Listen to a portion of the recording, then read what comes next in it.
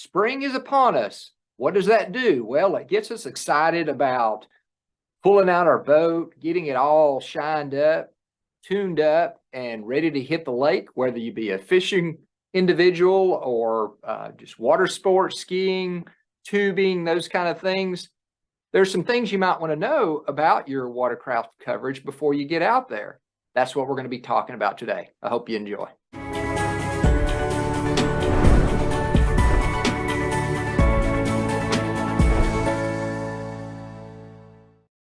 So now that warmer weather is upon us and we're getting our watercraft out, getting it ready to go, tuning things up, it's a perfect opportunity to revisit your watercraft insurance coverage.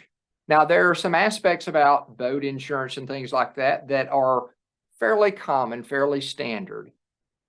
But what a lot of people don't realize is when you get into the inner workings of boat insurance, there are some significant differences between one carrier and another.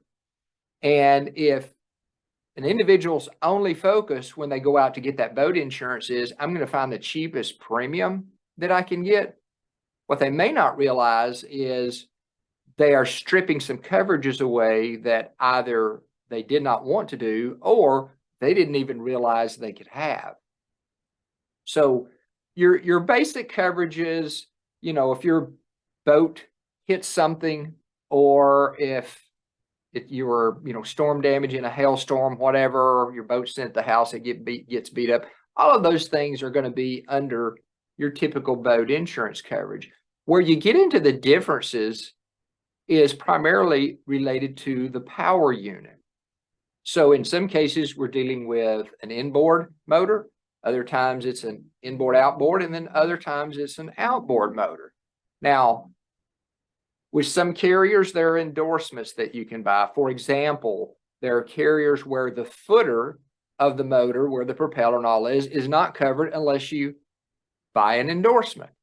There's other carriers that just simply don't offer it, period.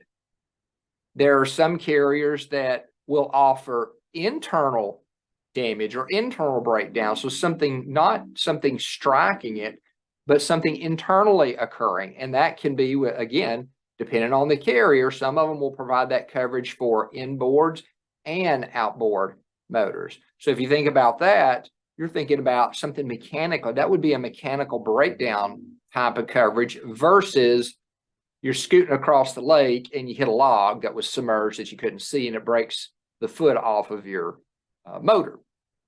So in each of those scenarios, you're going to find some carriers that package it all together, and it's simply built into their basic contract, the mechanical breakdown, all of those pieces.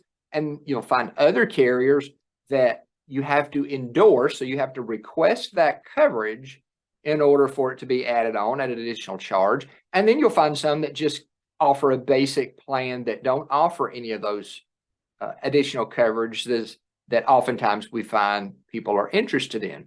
Another thing, while this is a little bit off the topic, that you might want to look at is related to, now that the grass is starting to grow, is your lawnmowers. So your typical lawnmower is going to be covered under your homeowner's policy, but as we see the larger mowers with more horsepower, you may find in some homeowners insurance contracts where they may have a limit on the coverage based on the horsepower, because as you get over into your larger horsepowers, those are defined or classified as commercial mowers. So if you have questions about boat insurance, inland marine, any of those unusual or specialty things, please don't hesitate to give Terry or myself a call here at Westside Advisors and Insurance Services. I hope you have a great week.